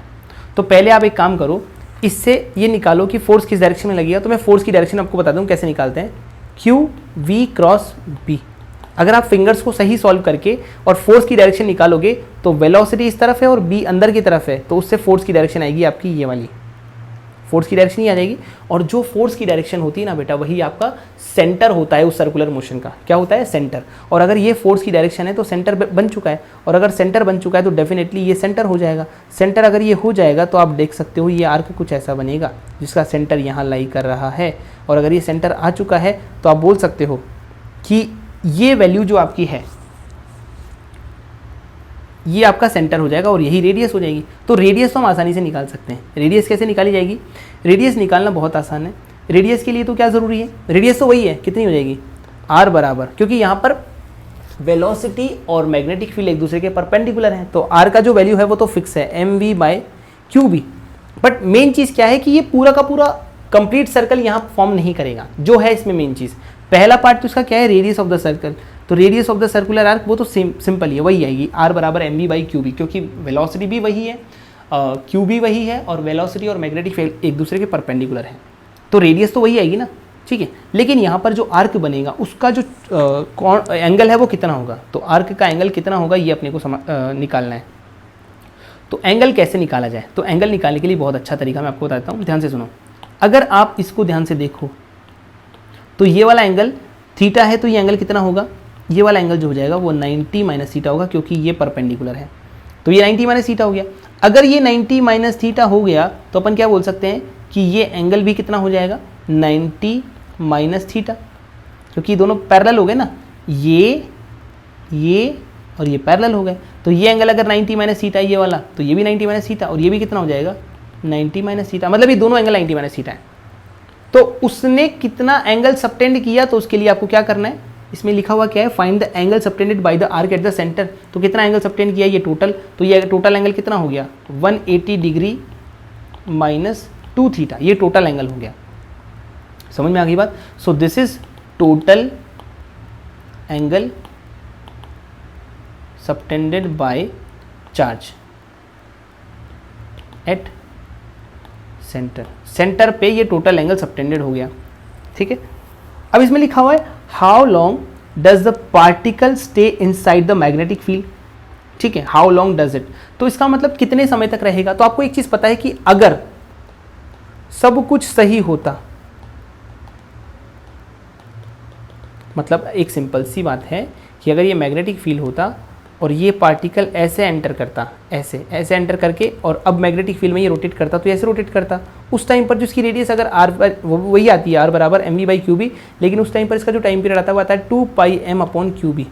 ये जो 2 पाई होता है ना, basically this shows the angle, जितना एंगल इसने इस मैग्नेटिक फील्ड में गुजारा, तो वो टोटल एंगल 2 पाई बनाएगा उस टाइम पर। अगर ये एंगल कम बनाएगा तो उसके अकॉर्डिंग लिखना है। तो यहाँ पर ये एंगल कितना बनाएगा, यहाँ पर एंगल जो आ रहा है वो एंगल हमारा आ रहा है 2 पाई माइनस थीटा, सॉरी ये 180 डिग्री है ना, इसको अपन पाई लिख सकते हैं, और ये आ रहा है 2 थीटा। तो इसका एंगल जो सबटेंडेड है वो कितना आ रहा है, पाई माइनस 2 थीटा, यानी कि टाइम स्पेंड कितना आएगा, टाइम स्पेंड की वैल्यू आएगी pi minus 2 theta into M by Q B. This is the time spend inside the magnetic field. उसके बाद है ठीक है, ये हो गया आपका लॉन्ग। अब इसमें तीसरी चीज जो बोली है, solve the 3 parts of the above problem if the charge Q on the particle is negative. ठीक है, तो बेटा ये सवाल मैं आपको होमवर्क के लिए दे रहा हूँ कि if the charge is negative, if the charge is negative तब क्या होगा। तो अगर चार्ज नेगेटिव है तो आपको सॉल्व करना है और इसका आंसर मुझे कमेंट सेक्शन में बताना है। ठीक है, so this is very important. अगर पॉजिटिव चार्ज है तो थोड़ा सा छोटा आके बना रहा है, नेगेटिव में थोड़ा बड़ा बनाएगा, बट आपको समझना है कि कितना बड़ा बनाएगा। ठीक है, नेक्स्ट क्वेश्चन है आपका, a thin circular disk of radius r is uniformly charged with density sigma greater than 0 per unit area. The disk rotates about its axis with a uniform angular speed omega. The magnetic moment of the disk is. Simple सी बात है, आपके पास में एक disc है, पूरी की पूरी डिस्क है, उसके पास वो यूनिफॉर्मली चार्ज है। क्या है, वो चार्ज है। ठीक है, पॉजिटिव चार्ज है। ठीक है, सिग्मा है उसका यूनिफॉर्म। ठीक है, अब इसमें क्या बोला जा रहा है कि वो रोटेट कर रही है इस एक्सिस के अबाउट। किस एक्सिस के अबाउट, जो इसकी खुद की एक्सिस है। थोड़ा सा सही बना देते हैं, मतलब ये एक्सिस ऐसी हो जाएगी, एक्सिस बनाने की ज़रूरत नहीं, इसको ऐसे रोटेट करवा दो आप, ऐसे रोटेट, मतलब इसको अगर ऐसे देखोगे अगर आप, तो ये ऐसे रोटेट कर रही है इस एक्सिस के अबाउट, या कैसे मान लो उल्टा सीधा कैसे मान। ठीक है, ऐसे अगर ये रोटेट करेगी तो उस केस में अपने को क्या बोला जाएगा, magnetic moment of the disc. तो अगर इसकी रेडियस आर है तो इसका मैग्नेटिक मोमेंट क्या लिखा जाएगा। मैग्नेटिक मोमेंट का सिंपल सा फॉर्मूला जो होता है ना बेटा, वो होता है आई इंटू एरिया वेक्टर। पर ना तो यहाँ पर आपको करंट पता है ना, करंट नहीं पता बेसिकली, एरिया वेक्टर तो फिर भी पता है लेकिन करंट नहीं पता। तो मैग्नेटिक मोमेंट निकालने के लिए क्या किया जाएगा। अब आप देखो कि अगर ये रोटेट कर रही है तो इसको रोटेट करवाया क्यों जा रहा है, रोटेट करवाया जा रहा है और आपको सिर्फ चार्ज दिया हुआ है, आपको करंट नहीं दिया हुआ है। तो करंट कहाँ से आए, तो आप देखो कि इस पे आपको चार्ज दिया हुआ है, तो चार्ज दिया हुआ है तो अपन क्या बोलेंगे कि ये जो डिस्क है ना, इसको अपन बहुत छोटे छोटे एलिमेंट्री पार्ट के रूप में मानेंगे। यहाँ पर एक छोटी सी रिंग है, अगर आप इस रिंग को कंसिडर करो तो इस रिंग को अगर आप देखोगे ना बेटा, तो ये रिंग जो है वो रोटेट कर रही है। किस तरह से रोटेट कर रही है, ऐसे। मतलब आप सोचोगे कि यहाँ पर इस रिंग पर थोड़ा सा चार्ज अवेलेबल है। क्या अवेलेबल है, चार्ज अवेलेबल है। और अगर ये रोटेट कर रही है तो वो चार्ज घूम रहा है, और चार्ज घूम रहा है तो मतलब यहाँ पर करंट है। क्या घूम रहा है, वो चार्ज घूम रहा है, क्योंकि इस पर कितना चार्ज है, अब ध्यान से सुनो, इस पर सिग्मा चार्ज डेंसिटी है। अगर आपने एक छोटी सी एलिमेंट्री लेवल पे बात करी, तो एलिमेंट्री लेवल पे मान लो कि मैंने एक छोटी सी डिस्टेंस पे, एक्स डिस्टेंस पे जाके क्या किया, एक्स डिस्टेंस पे जाके एक छोटी सी एलिमेंट्री स्ट्रिप काटी। ये वाली एलिमेंट्री स्ट्रिप अगर मैंने काटी तो उस एलिमेंट्री स्ट्रिप की जो थिकनेस है, थोड़ी देर के लिए मैं क्या कंसीडर कर लूँगा उसको, dx। क्या कंसीडर कर लूँगा, dx। तो उसके लिए हम सब सॉल्व करते हैं। ये आपका हो गया x और ये हो गया आपका dx। सिर्फ इसके लिए सॉल्व करो। ये x डिस्टेंस पे जाके आपने एक dx काटा, उस dx पे चार्ज फैला हुआ है, और क्योंकि ये डिस्क घूम रही है पूरी की पूरी, तो ये छोटी सी जो रिंग दिख रही है ना आपको, ये रिंग जो है वो डिस्क का ही छोटा सा पार्ट है, ये भी घूमेगी, और ये घूमेगी तो ये चार्ज पूरा का पूरा घूम रहा है। और अगर चार्ज घूम रहा है तो डेफिनेटली अपन क्या बोल सकते हैं, यहाँ पे करंट फ्लो कर रहा है, क्योंकि चार्ज को फ्लो करने की रेट जो होती है वही तो करंट होता है, वो है कि नहीं। तो अगर आपको यहाँ पे निकालना है सबसे पहले चार्ज, तो चार्ज कैसे लिखा जाएगा, सिग्मा बराबर जो होता है वो dq बाई dA होता है। तो dq का वैल्यू आ जाएगा सिग्मा इंटू dA। आपको पता है कि इसका जो एरिया होता है, इसकी थिकनेस अगर dx है तो जो dA है इसका वो कितना हो जाएगा, 2 पाई x dx। और अगर dq लिखना है तो आएगा सिग्मा इंटू 2 पाई x dx, ये आ जाएगा इसका सिग्मा।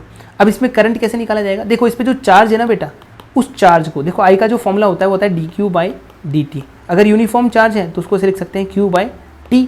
और यहाँ पर अगर ये रोटेट कर रहा है सर्कल के लिए, फॉर सर्कुलर मोशन अपन इसको क्या लिख सकते हैं, सर्कुलर मोशन के लिए लिख सकते हैं आई बराबर q बाई t। t का मतलब है टाइम पीरियड, तो टाइम पीरियड मतलब total time period basically, total time period, तो अपन इसको लिख सकते हैं Q charge upon time period. तो ये हो जाएगा क्यू चार्ज कितना है इसका, क्यू चार्ज का जो वैल्यू है वो basically sigma into 2πx dx है, सिग्मा 2πx dx। ये तो चार्ज हो गया। और टाइम पीरियड कितना है आप देख सकते हो, किस एंगुलर स्पीड से रोटेट कर रहा है, ओमेगा से, तो टाइम पीरियड का वैल्यू हो जाएगा वो कितना हो जाएगा 2π/ω सिंपली। तो इसका वैल्यू डिवाइड कर देंगे तो आएगा 2π/ω। तो ये 2π से 2π कट गया, तो कितना आएगा सिग्मा ओमेगा एक्स dx। ये आ जाएगा इस करंट का वैल्यू जो कि इस छोटी सी रिंग में इस टाइम पर है, फ्लो कर रहा है। कितना करंट फ्लो कर रहा है, सिग्मा ओमेगा एक्स dx। और ये जो करंट है ये फ्लो कर रहा है तो डेफिनेटली इसकी वजह से एक मैग्नेटिक मोमेंट है। हर छोटे छोटे देखो सिंपल सी बात है, अगर आपने छोटी रिंग बनाई तो x के फॉर्म में आपने जो बनाया मैग्नेटिक मोमेंट, उसको छोटा सा मैग्नेटिक मोमेंट मान लो, तो उसका फॉर्मूला क्या हो जाएगा I इंटू डी ए। तो I का वैल्यू कितना आया सिग्मा ओमेगा एक्स dx, और DA का जो वैल्यू है, DA मैं दोबारा से DA लिख रहा हूँ, इस DA का जो वैल्यू है वो कितना आएगा, इस DA का जो वैल्यू है ना बेसिकली वो आपको लिखना है इस लूप का एरिया, ना कि इस जगह का एरिया। ये जो DA है ना बेसिकली ये लूप का एरिया लिखा जाएगा, लूप का एरिया। तो लूप का एरिया कितना है, आप x डिस्टेंस पे जा रहे हो, कितनी डिस्टेंस पे जा रहे हो, x डिस्टेंस पे। देखो अगर आप एक लूप की बात करते हो, इसमें I करंट फ्लो करता है और R रेडियस होती है, तो इसका मैग्नेटिक मोमेंट होता है I इंटू πr²। इसका मतलब करंट अगर आपको पता है और रेडियस पता है तो आपका I तो आ चुका है और रेडियस कितनी है इसकी x, तो ये हो जाएगा πx²। तो ये हो जाएगा dm वैल्यू वाइज। अगर आपको टोटल चाहिए तो सबको कर दो इंटीग्रेट करने का मतलब ये इंटीग्रेशन लग जाएगा। तो यहाँ से आपका आएगा नेट मैग्नेटिक मोमेंट, यहाँ से जो भी कांस्टेंट उनको बाहर निकालो ओमेगा और पाई, इंटीग्रेशन हो जाएगा x³ dx। लिमिट लगेगी 0 से लेके पूरी रेडियस तक। तो रेडियस कितनी है आपकी r, तो आपका आंसर क्या आएगा सिग्मा ओमेगा पाई और r की power 4/4। This is magnetic moment net. आपको चाहिए क्या, मैग्नेटिक मोमेंट ही तो चाहिए। कितना आया सिग्मा ओमेगा पाई r 4/4, यानी कि आंसर आएगा डी। तो ये बहुत अच्छा सवाल है, इसको आप एक बार थोड़ा मार्क करो। This is very important and very good question, ठीक है, पूरे चैप्टर में अभी तक के लिए। नेक्स्ट क्वेश्चन है आपका, a long straight wire of radius A carries a steady current I, the current is uniformly distribute across its cross section, the ratio of the magnetic field at a/2 and 2a is. देखो बेटा ये सवाल जो है वो आपका basically एक cylindrical wire है, लेकिन वो कैसी है, यहाँ पे सॉलिड है। सॉलिड है तो मतलब उसके अंदर आपको करंट डेंसिटी कंसीडर करनी पड़ेगी। इसकी रेडियस कितनी दी हुई है आपको, ए रेडियस दी हुई है। तो अब यहाँ पे यूनिफॉर्मली डिस्ट्रीब्यूटेड दिया हुआ है, तो मैग्नेटिक फील्ड 2a डिस्टेंस तो यहाँ होगी और a/2 डिस्टेंस यहाँ है। इन दोनों डिस्टेंसेस पे आपको करंट से मैग्नेटिक फील्ड कितना आएगा ये निकालना है। तो आप क्या करोगे बेटा, बहुत इंपॉर्टेंट चीज़ क्या है कि आप इसमें सबसे पहले करंट डेंसिटी फाइंड करो।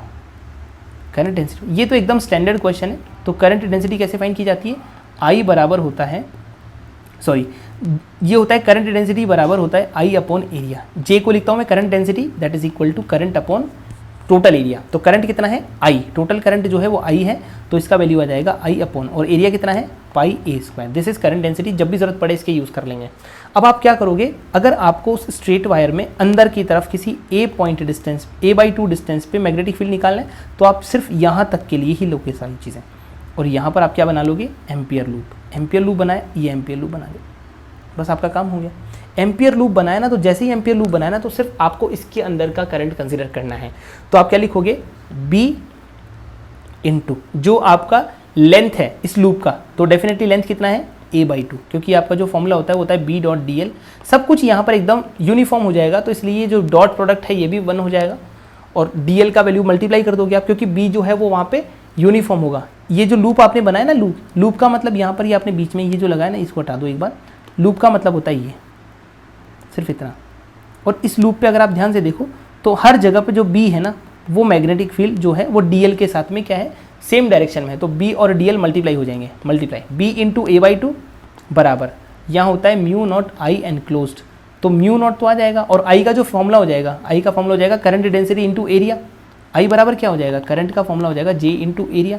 तो यहाँ पे लिखेंगे J तो कांस्टेंट है, और एरिया कितना है, जितना एरिया अंदर इनसाइड इसने लिया है, तो आ जाएगा πa²/4, क्योंकि रेडियस कितनी है a/2, तो उसका स्क्वायर को पाई से मल्टीप्लाई कर दोगे तो πa²/4 आ जाएगा। तो ये म्यू नॉट इंटू J का वैल्यू कितना है, J का वैल्यू है I बाई एरिया कितना है πa² इंटू πa²/4। तो आएगा ये mu naught I pi by, नहीं पाई तो कट जाएगा, mu naught I by 4। Basically this is the value for b into A by 2। सही बात है।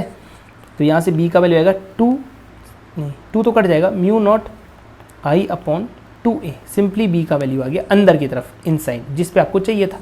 और अगर बाहर किसी पॉइंट पे निकालना है, तो मैंने आपको पहले भी बताया हुआ है कि जब भी आपको बाहर निकालना हो, बाहर किसी पॉइंट पर निकालना हो, तो आप सारा का सारा करंट जो है वो सेंटर पे कंसीडर कर सकते हो। ये तो एकदम सिंपल सी ट्रिक है कि ये जो करंट फ्लो कर रहा है ना इस डायरेक्शन में, इस करंट को आप सारा का सारा कहाँ मान लोगे, सिर्फ एक पॉइंट पर, एक्सेस पर मान लोगे, क्योंकि आपका जो पॉइंट है वो बाहर की तरफ प्रेजेंट है। तो इसका मतलब सारा का सारा करंट आपको यूज़ करना है। तो यहाँ से जो b का वैल्यू आएगा बाहर, यानी कि आउटसाइड, ये आएगा आपका mu naught I upon 2 pi. और जो डिस्टेंस होती है ना वो लिखना है यहाँ पे, तो 2a, तो कितना आ जाएगा mu naught I upon 4 pi a।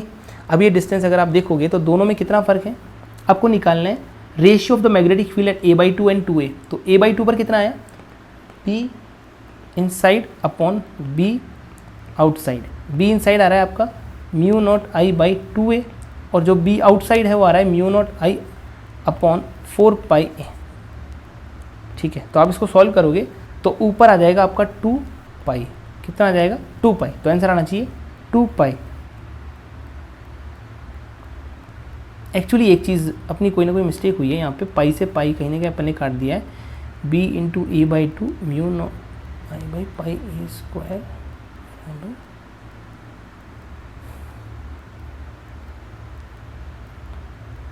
Sorry यहाँ पर अपने को dl लिखना है ना, तो dl का मतलब होता है टोटल लेंथ लिखनी है अपने को, टोटल लेंथ इसकी। तो टोटल लेंथ कितनी आएगी, ये एक सर्कुलर ये एक सर्कुलर पेरीफेरी है, मतलब इसका जो पेरीमीटर होगा होता है 2 पाई इंटू रेडियस, यानी कि a/2। तो यहाँ पर a/2 की जगह अपने को लिखना पड़ेगा पाई a। सॉरी, तो ये सब चीज़ें अपन वापस से चेक करते हैं एक बार। तो ये वैल्यू जो हो जाएगी आपकी, वो कितनी हो जाएगी, ये वैल्यू हो जाएगी सॉल्व करने पर, ये हो जाएगी पाई a, और डिवाइड करने पर ये आ जाएगा mu naught I upon 4 pi a, mu naught I upon 4 pi a simply. और ये वैल्यू जो है वो भी कितनी आ रही है, mu naught I upon 4 pi a, simple. तो इसका मतलब ये दोनों सेम है, तो इसका मतलब इसका आंसर आएगा 1। तो आंसर आएगा इसका 1। ठीक है, इस तरह से करना है।